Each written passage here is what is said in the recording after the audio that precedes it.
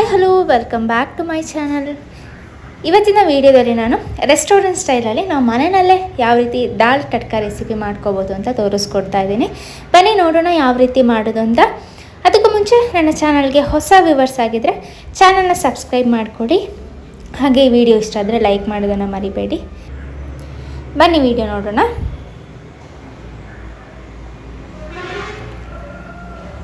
ಮೊದಲಿಗೆ ನಾನಿಲ್ಲಿ ಒಂದು ಕುಕ್ಕರ್ ಇಟ್ಕೊಂಡಿದ್ದೀನಿ. ಅದಕ್ಕೆ ಆಯಿಲ್ ಹಾಕ್ಕೊಳ್ಳೋಣ. ಒಂದು 2 ಟೀ ಸ್ಪೂನಷ್ಟು ಆಯಿಲ್, ಅದಕ್ಕೆ ಒಂದು 1/2 ಟೀ ಸ್ಪೂನಷ್ಟು ಜೀರಿಗೆ ಹಾಕ್ಕೊಳ್ತಾ ಇದ್ದೀನಿ.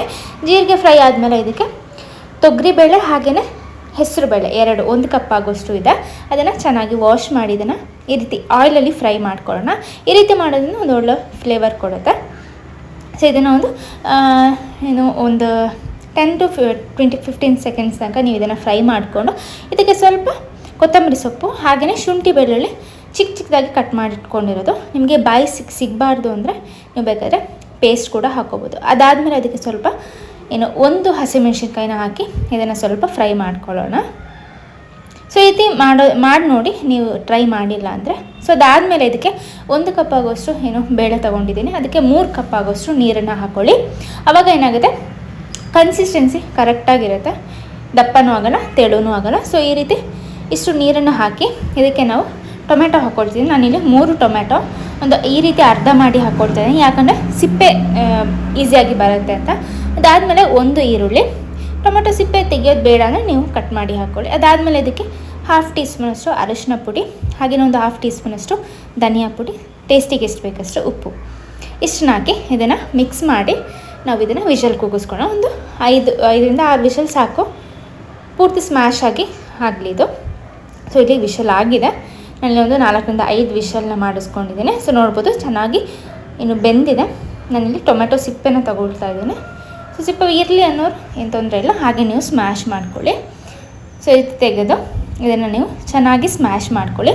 ಸ್ಮ್ಯಾಶ್ ಮಾಡಿದ್ರೆ ಅದು ಒಳ್ಳೆ ಟೇಸ್ಟ್ ಬರೋದು. ಒಬ್ಬೊಬ್ಬರು ಮಿಕ್ಸರ್ ಜಾರಲ್ಲಿ ಹಾಕಿ ಗ್ರೈಂಡ್ ಮಾಡ್ಕೊಳ್ತಾರೆ. ಆ ರೀತಿಗೆ ಬದಲು ಈ ರೀತಿ ಸ್ಮ್ಯಾಶ್ ಮಾಡಿಕೊಂಡ್ರೆ ಒಳ್ಳೆ ಟೇಸ್ಟ್ ಬರುತ್ತೆ.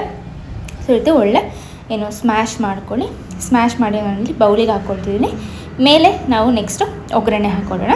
ಸೊ ಒಗ್ಗರಣೆ ಅಂದರೆ ತಡ್ಕಗೆ ನಾವು ಒಗ್ಗರಣೆ ಅಂತ ಹೇಳೋದು. ಸೊ ದಾಲ್ ರೆಡಿ ಆಗಿದೆ. ನಾವು ನೆಕ್ಸ್ಟ್ ತಡ್ಕ ರೆಡಿ ಮಾಡ್ಕೊಳ್ಳೋಣ. ನಾನಲ್ಲಿ ಒಂದು ಪ್ಯಾನ್ ಇಟ್ಟು ಅದಕ್ಕೆ ಒಂದು 2 ಸ್ಪೂನಷ್ಟು ಆಯಿಲ್ ಹಾಕಿ ಅದಕ್ಕೆ ಸ್ವಲ್ಪ ಒಣಮೆಣಸಿನ್ಕಾಯಿ 2 ಒಣಮೆಣಸಿನ್ಕಾಯಿನ ಹಾಕ್ಕೊಂಡು ಅದಕ್ಕೆ ಶುಂಠಿ ಮತ್ತು ಬೆಳ್ಳುಳ್ಳಿ, ನೀವು ಬೇಡ ಅಂದರೆ ಪೇಸ್ಟ್ ಕೂಡ ಹಾಕ್ಕೋಬೋದು. ಸೊ ಬಾಯಿಗೆ ಸಿಕ್ಕಲಿ ಅಂದರೆ ಈ ರೀತಿ ಹಾಕ್ಕೊಳ್ಳಿ. ಸೊ ಇದು ಫ್ರೈ ಆಗಲಿ. ಇದಕ್ಕೆ ಸ್ವಲ್ಪ ಕರಿ ಲೀವ್ಸ್ ಅಂದರೆ ಕರಿಬೇವಿನ ಸೊಪ್ಪು, ಅದಾದಮೇಲೆ ಸ್ವಲ್ಪ ಮಸಾಲೆಗಳನ್ನ ಹಾಕ್ಕೊಳ್ಳೋಣ. ಒಂದು ಸ್ವಲ್ಪ ಅರಿಶಿನ ಪುಡಿ, ಹಾಗೆ ಸ್ವಲ್ಪ ಧನಿಯಾ ಪುಡಿ, ಅದಾದಮೇಲೆ ಖಾರದ ಪುಡಿ. ಸೊ ಒಗ್ಗರಣೆಗೆ ಹಾಕೋದ್ರಿಂದ ಒಳ್ಳೆ ಟೇಸ್ಟ್ ಕೊಡುತ್ತೆ. ಅದಾದಮೇಲೆ ಸ್ವಲ್ಪ ಹಿಂಗಾಕಿ ನಾವು ಇದನ್ನು ದಾಲ್ಗೆ ನಾವು ಮಿಕ್ಸ್ ಮಾಡ್ಕೊಳ್ಳೋಣ. ಸೊ ನೋಡೋದಕ್ಕೆ ತುಂಬ ಚೆನ್ನಾಗಿ ಕಾಣಿಸ್ತಾ ಇದೆ, ಹಾಗೆಯೇ ಟೇಸ್ಟ್ ಕೂಡ ತುಂಬ ಚೆನ್ನಾಗಿರುತ್ತೆ. ಸೊ ನೀವು ಬೇಕಾದ್ರೆ ಇದನ್ನು ರೋಟಿ ಜೊತೆ ಕೂಡ ತಿನ್ಬೋದು, ಹಾಗೆಯೇ ರೈಸ್ಗೆ ಕೂಡ ತುಂಬ ಒಳ್ಳೆ ಬೆಸ್ಟ್ ಕಾಂಬಿನೇಷನ್ ಅಂತ ಹೇಳ್ಬೋದು. ಸೊ ದಾಲ್ ಎಲ್ಲರೂ ಮಾಡ್ತಾರೆ. ಸೊ ಈ ರೀತಿ ಒಂದ್ಸಲಿ ಟ್ರೈ ಮಾಡಿ ನೋಡಿ, ತುಂಬ ಟೇಸ್ಟಿಯಾಗಿರುತ್ತೆ. ಸೊ ಈ ವಿಡಿಯೋ ನಿಮಗೆ ಇಷ್ಟ ಆಯಿತು ಅಂತ ಅಂದ್ಕೊಳ್ತೀನಿ. ಇಷ್ಟ ಆಗಿದ್ದರೆ ಲೈಕ್ ಮಾಡೋದನ್ನು ಮರಿಬೇಡಿ. ಹೀಗೆ ನನ್ನ ವೀಡಿಯೋಸ್ಗೆ ಸಪೋರ್ಟ್ ಮಾಡ್ತಾ ಇರಿ ಅಂತ ಹೇಳ್ತಾ ವಿಡಿಯೋನ ಎಂಡ್ ಮಾಡ್ತಾ ಇದ್ದೀನಿ. Thank you for watching. Bye.